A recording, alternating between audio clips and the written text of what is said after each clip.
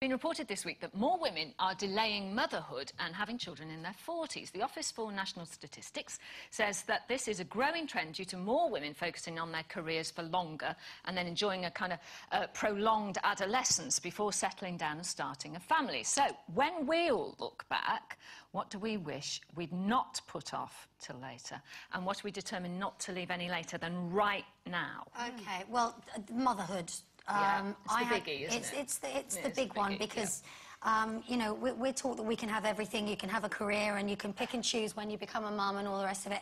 And I thought that was the case. And I had Beau when I was 35. And I just kept ploughing on with my career. And then when I was 40-something, I decided I wanted to have another child. And because Beau had come along very easily, I thought, well, I'll just have another one when I want. And, of course, that isn't always the case, is it? So I would definitely say that if I was to give Beau advice, I'd say think about it earlier on, you know. I don't put it on the back burner. But what's really strange is I'm 40-something, and I've got a real sense of getting older now. It suddenly hit me about a week ago, like, my body doesn't work as well as it used to. And don't tell me. Do you know what I mean? It's like because I've been moved out to the country and I live near a field. Where are we going with this? Well, no, I walk a lot, and I find that my body it lets me down sometimes. So one of the things I'm not going to put off, and I'm going to try and sort it out next week, I've got to do a will. Yeah. I've not done a will. A will? Yeah, I'm not going to... Wasn't exactly what we were thinking of. No, I know it sounds a bit miserable. No, it's very important to get one sorted out. Yeah, because I think, I don't know, just suddenly I've got a real sense of my own mortality, and it's quite frightening in one respect, but also it makes me get my house in order so that I can make sure that Beau's all right in the future and take care of that business, you know, which is important. I'm the same as you. I actually wished... Looking back now, if all things were equal, I could have had children earlier and I could have had more children and, you know, but things ain't like that, are they? Your life goes on and you have to deal with what you deal with at the time. I would say to my daughter, and she's had Ollie, and I would say, you know, have more while she's in her 20s and do that now and then you can have your life after that again, you know, you can start again, whereas if you have them late 30s, late 40s, you know, you're kind of crossing over all the time. But I look back and I think, I wish I'd had a mind camera, you know, like in the moments that you just remember, you know, and you take that photograph, because things do go, don't they? And you kind of forget. I wish I'd had that. But I always say that to the kids. I always say, right, blink and take the picture. Absolutely, try and blink. remember it. You know, I just think it's important to just remember those times. But you know what most important is? What makes your heart beat every day that you wake up?